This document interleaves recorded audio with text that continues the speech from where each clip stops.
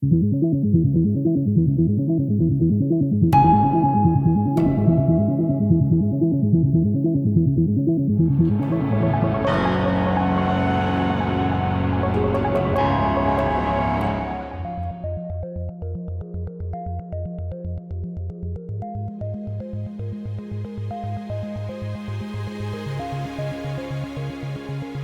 can use it in the same planes, you can distribute it in the same exact way as regular jet fuel, but we make it with a more than 90% greenhouse gas savings. We do that because we're making it from renewable power, water, and waste CO2 that otherwise would have been in the atmosphere.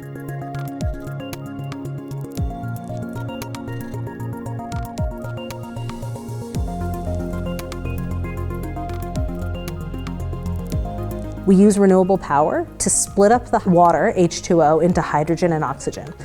We basically are able to take the hydrogen in water and the carbon in CO2, and we have a process, fancy sausage machine, a lot of very important technology and technological innovation that went into it, but very simply, you put those two ingredients in, there's a way to break up those molecules and put Humpty Dumpty back together in the exact formation of jet fuel.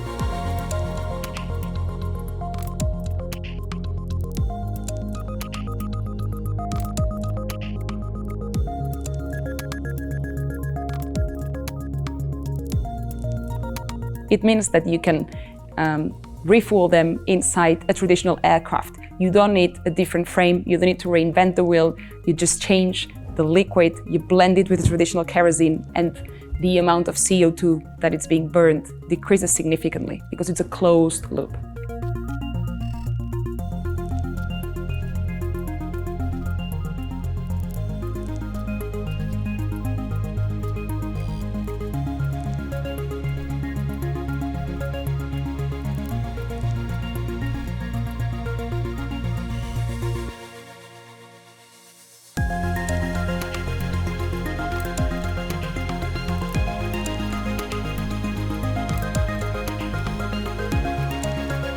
If we look back, we can see that the transition from coal to oil to gas took us around 60 years. And the bad news is that we cannot afford another 60 years to decarbonize the aviation sector now.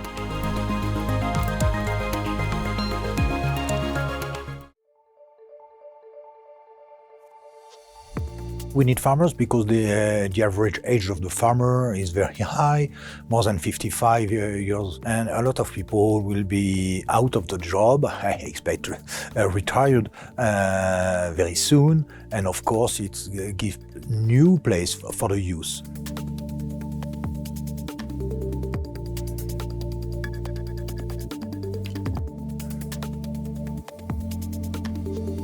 One century ago, we were less than 2 billion. When I born, we were less than 4. Now we are more than 8, and we will be close to 10 in 2050. The needs for more food continue to increase.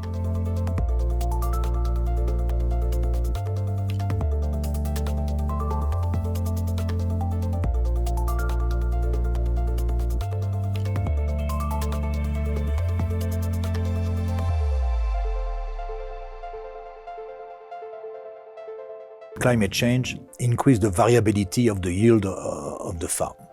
It's a big challenge for all the farmers and the pressure of the transition, how to have a less impact on the soil, less impact on the climate, how to catch more carbon into the soil. It's a revolution for the farmer. And when I say revolution, it's a big change in our practice, and we have to know more, we have to experiment.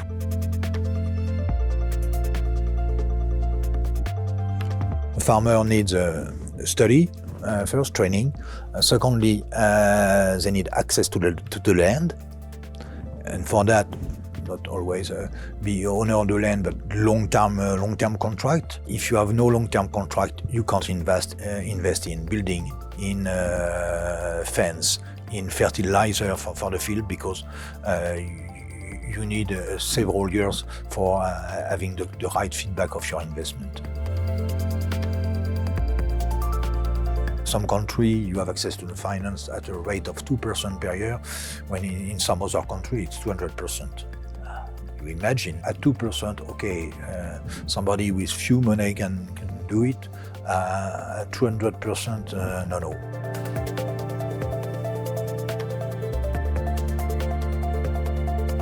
We need to have a clear sign from the market, a clear sign from the processing industry and also the retailers.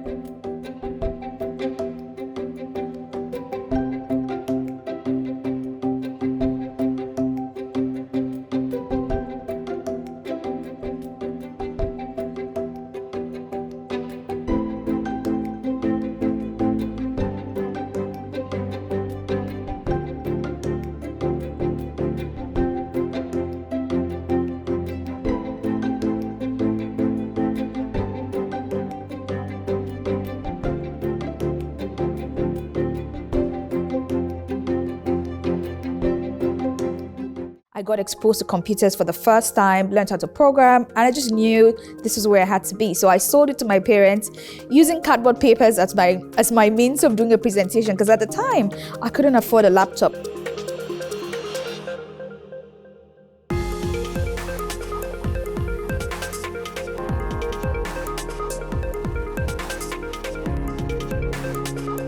I had been told being a medical doctor for so long that I thought it was going to be my path. And I had bought it for my parents until I took a gap year between going to college and finishing high school. And that was when I got exposed to computers for the first time, learned how to program, and I just knew this is where I had to be.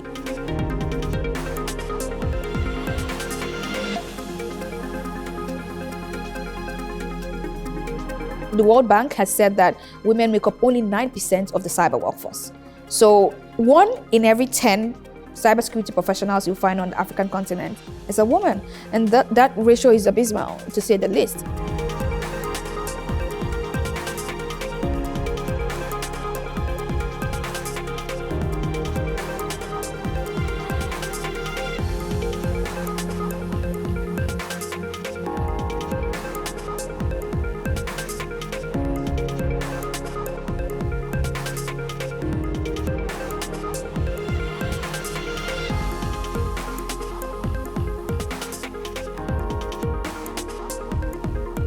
So we partnered with the UK government to then be able to deliver cybersecurity awareness bundled with digital skills. So they're able to learn how to use computers and maximize the capabilities of a computer and gain the digital skills required to then access and learn advanced digital skills on another program that they access outside of the Digital Girls program.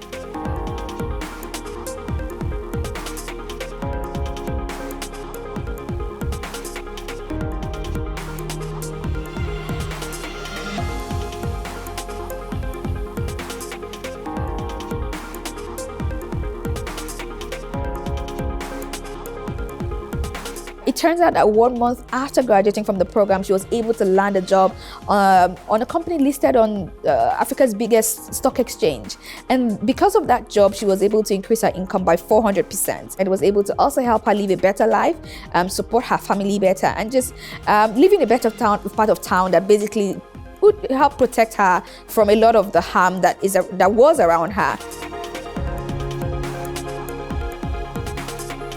Some of the key things we've been able to do is use storytelling, not just as a way to attract more women and show them the possibilities here, but also in a way that shows that competence in cyber can be synonymous to being a woman.